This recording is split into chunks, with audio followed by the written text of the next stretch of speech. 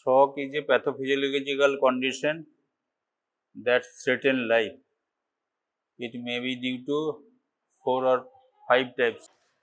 শকের definition এটা বললেই মোটামুটি। আর শক তোমাদের থাকবে শর্ট নোট হিসাবে। শক থাকতে পারে তোমার প্যাথোলজিতে থাকতে পারে, মেডিসিনে থাকতে পারে, আর সার্জারিতে থাকতে পারে। 10 নম্বরের শর্ট নোট। 10 নম্বরের শর্ট নোট থাকলে একরকম লিখবে, আর যেমন থাকবে শক 50 নম্বরও লেখা যায়, 25 নম্বর আর 10 নম্বরও লেখা যায়। যেমন নম্বর থাকবে সেই মতন হিসেব করে সময় দেখে করতে হবে। Shock life threatening medical injury caused by inadequate blood flow and oxygen delivered to the tissue leading to cellular dysfunction, potential organ failure, require immediate intervention and reverse rapid progression. প্রথমে শকের পেশেন্ট ম্যানেজমেন্ট করতে গেলে ultimately এগুলো পড়া ultimate পেশেন্টকে benefit দেয়। এবার পেশেন্টের benefit দিতে গেলে কি করতে হবে, পেশেন্টটা কিসের আনকনসাস পেশেন্ট এলো একটা, হিস্ট্রিটা নিয়ে নিতে হবে ফটাফট, কেন এগুলোতে বেশি দেরি করা যায় না, দেরি করলে অসুবিধা রয়েছে। হিস্ট্রি নিয়ে একটা ডায়াগনোসিস করে, আগের দিন তো একা এসছিল, ABC, ARO, ব্লিডিং, সার্কুলেশন এগুলো দেখে নিতে হয়। ABC হয়ে গেলে একটা ডায়াগনোসিস হয়ে গেল, পাস BP, একটা IV চ্যানেলে ফ্লুইড স্টার্ট করতে হয়। এবার যদি শক ডিউ টু ব্লিডিং হয়, any types of bleeding, internal আর এক্সটার্নাল, সেক্ষেত্রে ব্লাড রিকুইজিশন করে একটা ফ্লুইড চালাবে। কি ফ্লুইড দেবে, ক্রিস্টালয়েড, দরকার হলে কলয়েডও দেওয়া যেতে পারে অ্যাকর্ডিং টু দ্য সিচুয়েশন। এটা যত তাড়াতাড়ি রিভার্স করবে তত তাড়াতাড়ি পেশেন্টটা ভালো হবে।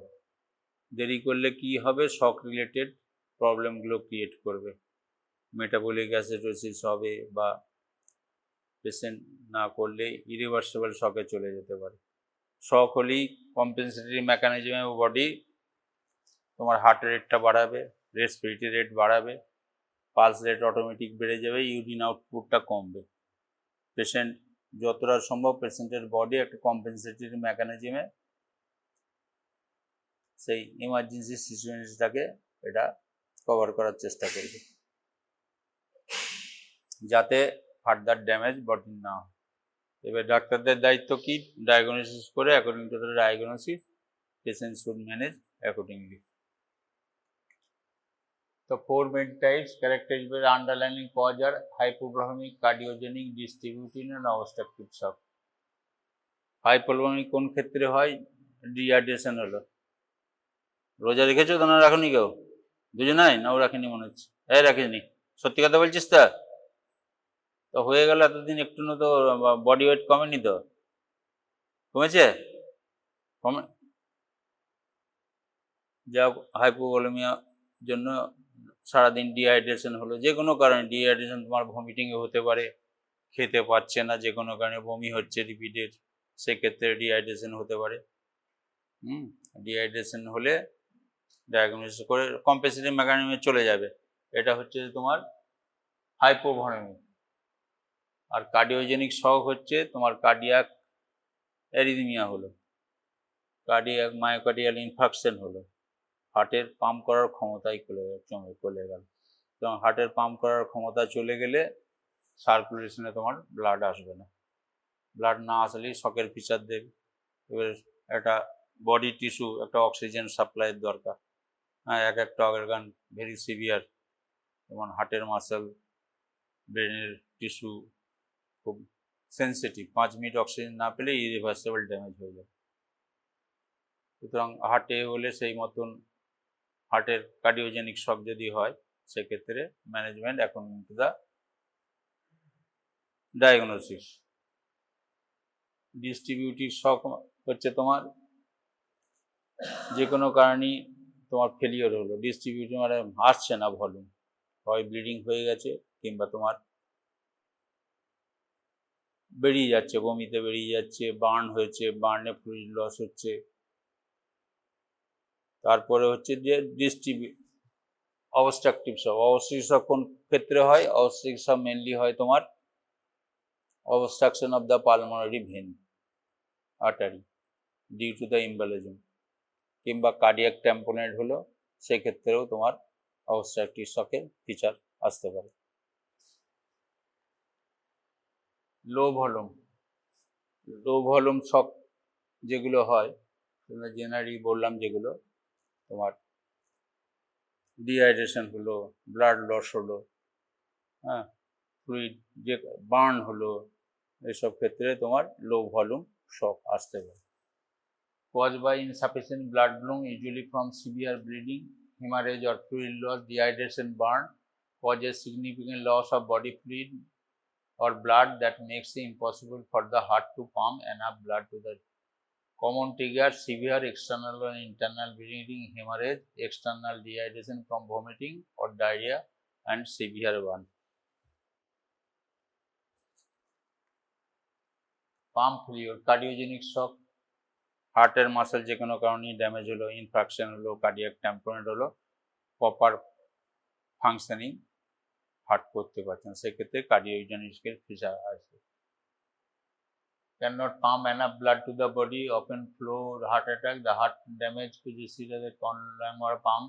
Common trigger হচ্ছে severe heart attack, myocardial heart failure or severe heart rhythm disorder, arrhythmia. The pump failure cardiogenic শকেতে এই ফিচার দেবে। ভেসোডাইলেশন অনেক কারণে হতে পারে। এটা নিউরোজেনিক কারণে ভেসোডাইলেশন হতে পারে, একটা অ্যানাফাইলিটিক শক হলে ভেসোডাইলেশন হতে পারে, একটা থাপ্পড় মারলে একজন মারা যেতে পারে, জানো? থাপ্পড় মারলে one slap can take a life, idea আছে? শুনেছ? একটা থাপ্পড় মারলো, পড়ে গেল, মরে গেল। হয়তো মাঝে মাঝে দেখবো মারামারি করতে করতে থাপ্পড় মেরে দিয়ে পড়ে মরে গেল, আর তারপর যা আবার হলো মার্ডার কেস। সেইখানে হেড ইঞ্জুরি সম্বন্ধে বলা রয়েছে, nothing can be so severe that can take a life, আর nothing can be more minor that can be ignore. Head injury হচ্ছে ভেরি ডিফিকাল্ট। সব head injury unless prove it otherwise ধরে নিতে হবে it is severe. Head injury দেখা গেছে পেশেন্টের মাথা বেরিয়ে গেছে, খুলি ফেটে গেছে, ব্রেনের একটা লোব বেরিয়ে গেছে, পেশেন্ট বেঁচে গেল। আর ঠুক করে দুটো সিঁড়ির ওপর থেকে পড়লো, মারা গেল, একটা চট দিল, মারা গেল। ভেসোভেগাল শক হয়, ওখান থেকে যে নার্ভ আছে, নার্ভ সাপ্লাই কার্ডিয়াকে স্টপেজ করে দেবে, সেক্ষেত্রে তোমার কার্ডিওপালমোনারি রিসাসিটেশনের দরকার হয়। সেপটিক শকও সেই রকম হবে, most common form of trigger ওভারলিন সিস্টেম। পেশেন্ট সেপটিসিমিয়া গেল, সেক্ষেত্রে ওই হাইপোভলিমিক শক আসবে, ভেসোডাইলেশন, অ্যানাফাইলিটিক শক। সেই কারণে যে কোনো ইঞ্জেকশন দেওয়ার আগে স্ট্যান্ডার্ড প্রোটোকল হচ্ছে যে তোমাকে স্কিন টেস্ট করে নিতে হবে, আনলেস প্রুভ ইট হয় তোমাকে স্কিন টেস্ট করে নিতে হবে। স্কিন টেস্ট করলেই কি 100% এটা সঠিক তা নয়, স্কিন টেস্ট করার পরও শক হতে পারে। তোমাকে প্রিপেয়ার থাকতে হবে, যে কোনো বডিতে ওষুধ ইঞ্জেকশন করার সময় তোমাকে ইঞ্জেকশন প্রিপারেশন স্কিন টেস্ট করে নেওয়া ভালো। স্কিন টেস্ট কেমন করে করতে হয় পড়োনি তো তোমরা, কেউ জানো না, পরের ক্লাসে হবে, ওরা বলে দেবে। তোমার কিসে বলবে, প্যাথোলজিতেও বলতে পারে, সার্জারিতেও, পরে যখন ড্রাগ বা ওই জাতীয় আসবে তখন বলবে। অ্যানাফাইলিটিক শক caused by severe allergy reaction, food, insert, sitting, medication. অ্যানাফাইলিটিক শক, কিছু ফুড খেলেও অ্যানাফাইলিটিক শক হয়ে মারা যেতে পারে। Neurogenesis result from a spinal cord or brain injury that disturb the nervous system, control over blood vessel diameter. Neurogenic shock ধ্রাম করে মেরে দিল, হ্যাঁ, নিউরোজেনিক শক সাডেন সব ভেসেল ডাইলেট করে হাইপোভলিমিক শক হয়ে পেশেন্ট খারাপ হয়ে যেতে পারে। সাবটাইপ শকের আবার কতগুলো হাইপোভলিমিক সাবটাইপ রয়েছে, septic shock, anaphylactic shock, neurogenic shock. Obstructive shock generally তোমার ওই পালমোনারি এম্বোলিজম বা কার্ডিয়াক ট্যাম্পোনেটে আসতে পারে। Physical obstruction in the surface such as pulmonary embolism, cardiac tamponade, physical obstruction, common trigger pulmonary blood clot. Pulmonary embolism হয় কখন, কাদের হয়? Pulmonary embolism হয় সাধারণত ডিবিলেটেড পেশেন্ট, একটা বড় অপারেশন হয়েছে, পা থেকে লং যে কোনো তলার ভেন থেকে এম্বলাস বেরিয়ে পালমোনারি এম্বোলিজম হতে পারে। এবার পালমোনারি এম্বোলিজম হলে খুব ডিফিকাল্ট টু ম্যানেজ, সেই কারণে তোমার বড় অপারেশন করলে বিভিন্ন রকমের এম্বোলিজম প্রিভেন্ট করার জন্য বিভিন্ন রকম প্রিকশন নেওয়া হয়। কারো কম্প্রেশন গার্মেন্ট লোয়ার লিমে দিয়ে দেওয়া হয়, কারো ডাইনামিক কম্প্রেশন যাতে কাপ মাসলগুলো ডাইনামিক মুভমেন্ট করতে পারে, আর একটা লো মলিকুলার ওয়ের হেপারিন দিয়ে যাতে থম্বাস ফর্ম না করে সেই দিকে চেষ্টা করা হয়। এগুলো করলে সাধারণত প্রিভেন্ট করা যায়।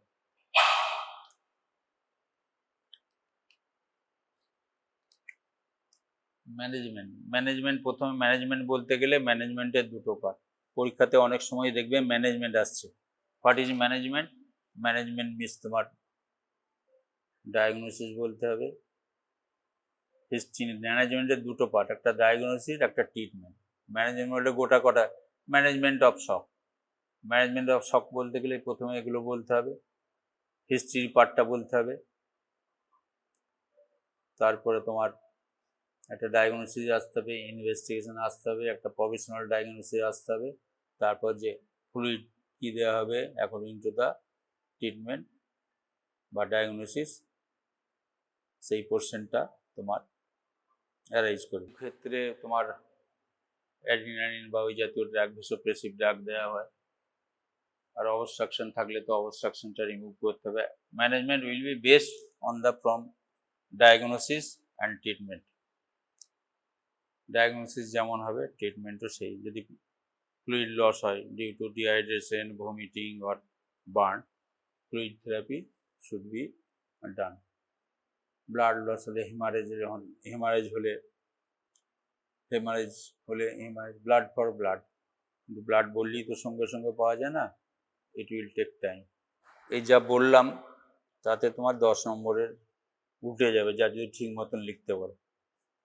ঠিক আছে, 10 নম্বর উঠে গেলে এবারে আরও পড়তে হবে, প্রত্যেকটা টপিক ধরে পড়তে হবে।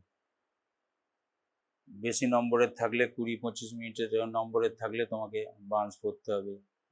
সবই ছোট ছোট করে লিখতে হবে। ডিহাইড্রেশন করতে হবে, ডিহাইড্রেশন কী কারণ হচ্ছে, হ্যাঁ, ফ্লুইড লস, ভমিটিং, তারপরে তোমার যে কোনো কারণে জল খাওয়া হয়নি, অবস্ট্রাকশন বলতে হবে। ঠিক আছে, তারপরে এলো কার্ডিওজেনিক শক। কার্ডিওজেনিক শকের এমআইটা একটু করে বলতে হবে, কার্ডিয়াক ট্যাম্পোনেন্ট বলতে হবে, পালমোনারি এম্বোলিজমটা একটু করে বলতে হবে, ম্যানেজমেন্ট ট্রিটমেন্ট পার্টটাও বলতে হবে। নিয়মটা মোটামুটি হচ্ছে যে নিজে পড়ে আসতে হবে, টিচারের কাছে শুনবে, তারপর যেটা বুঝতে পারবে না স্যারের কাছে বোঝার চেষ্টা করবে, এবং নিজে যেয়ে সেই বোঝাটাকে মাথাতে রাখার জন্য ভালোভাবে চেষ্টা করতে হবে। তাহলে থাকবে অনেকদিন, নাহলে টেনশনে মানে এদিকে ঢুকবে এদিকে বেরিয়ে যাবে, লাভ হবে না কিছু। এই এখানে 1 ঘন্টা ওয়েট করে। বলো কি বলবে তুমি? এন্ডোক্রাইন শক, তোমার এন্ডোক্রাইন যদি টিউমার হয়, তুমি পড়েছো একটু এন্ডোক্রাইন শক, না পেলে কোথা থেকে? তো না পড়লে তো জানবে। হ্যাঁ,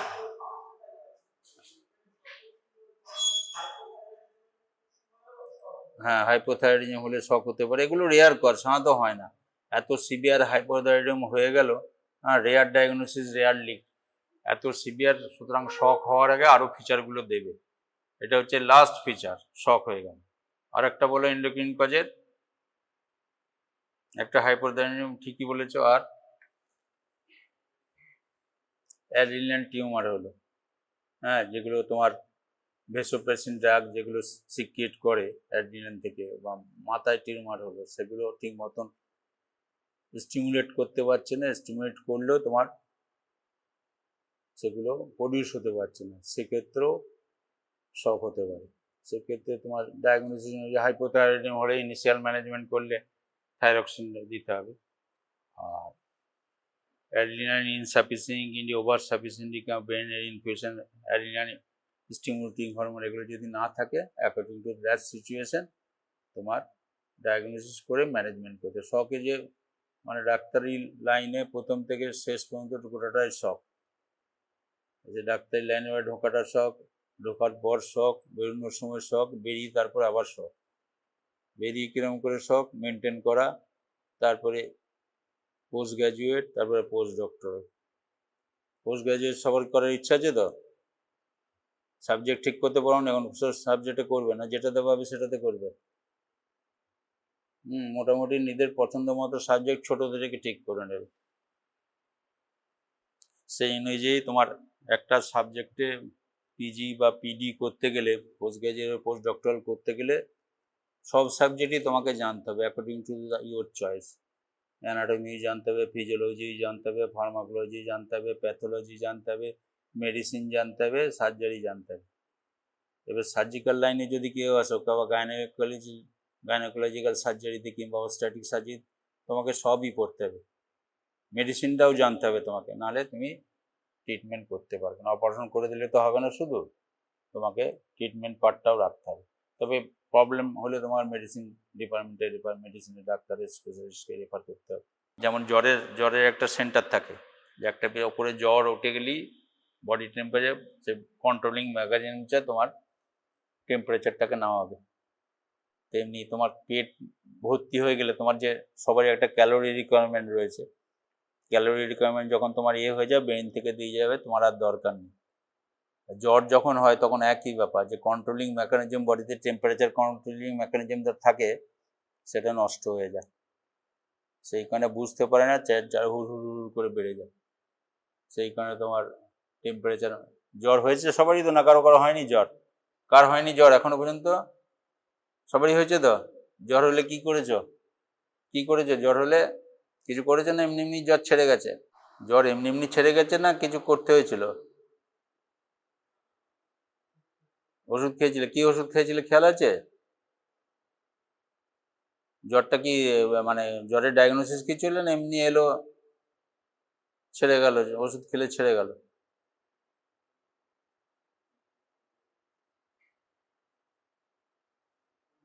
জ্বর দিয়েও তোমার শকে আসতে পারে, টেম্পারেচার দিয়ে। হ্যাঁ, হেভি তোমার অনেক জ্বর। নর্মাল বডি টেম্পারেচার কত? নর্মাল বডি টেম্পারেচার কত? কত? হ্যাঁ, জোরে বলো, শোনা যাচ্ছে না। এই মাইক্রোফোন না এটা বাবু, ওখানে ওদের স্টুডেন্টদের ওর গলা একটু আস্তে, জোরে বলতে পারছি।